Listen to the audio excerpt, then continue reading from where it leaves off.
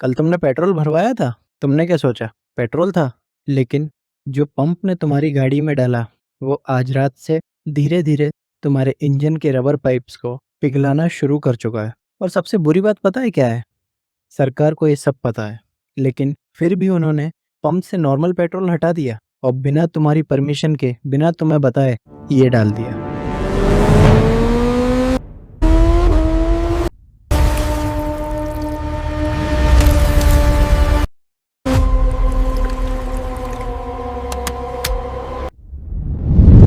आज बात करेंगे E20 की, इंडिया के सबसे बड़े फोर्स्ड फ्यूल एक्सपेरिमेंट की, जिसका खर्चा आम आदमी की गाड़ी दे रही है। सबसे पहले सीधा समझते हैं E20 क्या है। सिंपल फॉर्मूला है 80% फ्यूल प्लस 20% एथेनॉल। ये एथेनॉल कहाँ से आता है? गन्ना, मक्का, टूटे हुए चावल, ये सब फर्मेंट करके एक नेचुरल अल्कोहल बनती है जिसको इथेनॉल कहते हैं।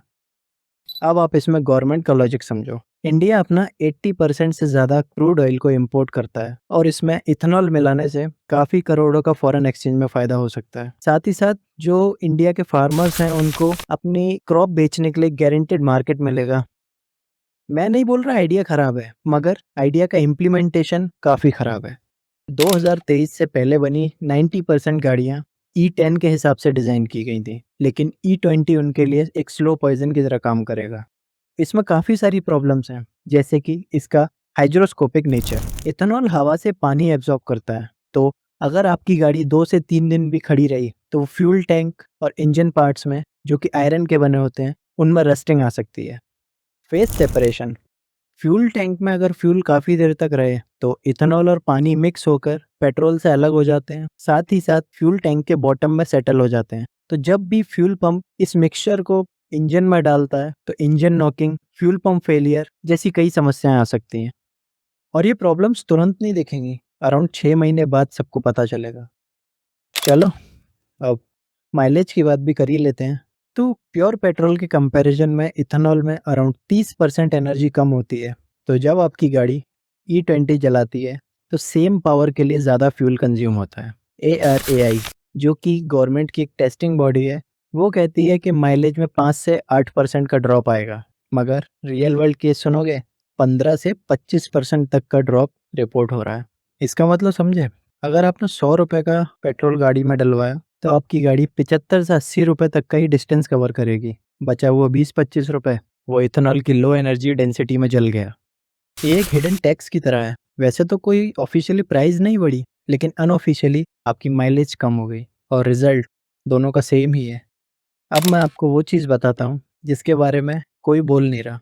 2023 से पहले की गाड़ियों के यूज़र मैनुअल को अगर आप अभी भी खोलोगे तो उसमें क्लियरली मेंशन्ड है कि यूज़ ओनली E10 और लोअर फ्यूल। अब सोचो, अगर E20 के यूज़ करने के बाद अगर हमारी गाड़ियों में इंजन रिलेटेड या फ्यूल पंप रिलेटेड कोई भी इशू आया और हम जब इंश्योरेंस क्लेम करने डालेंगे तो इंश्योरेंस कंपनी उसको क्लियरली रिजेक्ट कर सकती है। इनफैक्ट ICICI लोम्बार्ड ने तो पब्लिकली अनाउंस भी किया था कि ऐसे क्लेम्स को वो रिजेक्ट भी कर सकते हैं, बट बाद में उन्होंने पब्लिकली ये भी एक्सेप्ट किया कि वो क्लेम्स को एक्सेप्ट कर लेंगे। तुम USA में जाओ, ब्राज़ील में जाओ, यूरोप में जाओ, वहाँ पे पेट्रोल पंप पे 3 से 4 नोजल्स होते हैं। E0, E10, E85, जो चाहते हो वो चूज़ करो। जिसके पास पुरानी गाड़ी है वो E0 लो, जिसके पास फ्लेक्स फ्यूल कार है वो E85 low. Like this is what choice looks like. और इंडिया में E20 एक मैंडेट बनता जा रहा है। पंप से नॉर्मल पेट्रोल गायब किया जा रहा है, वो भी धीरे धीरे बिना किसी अनाउंसमेंट के।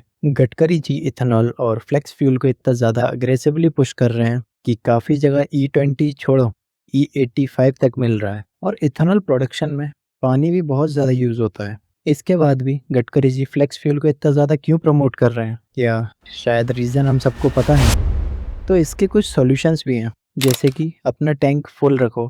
अगर टैंक फुल होगा तो मॉइस्चर ज़्यादा एब्जॉर्ब नहीं कर पाएगा इथेनॉल।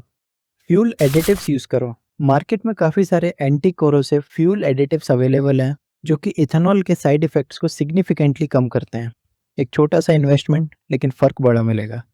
और गाड़ी खड़ी मत रहने दो। अगर हफ्तों तक गाड़ी नहीं चलाते तो E20 फेस सेपरेशन के थ्रू आपकी गाड़ी डैमेज कर सकती है। ये सब जो मैंने बताया, ये सब कुछ टिप्स हैं, ये कोई परमानेंट फिक्स नहीं है। जस्ट वर्क अराउंड्स हैं।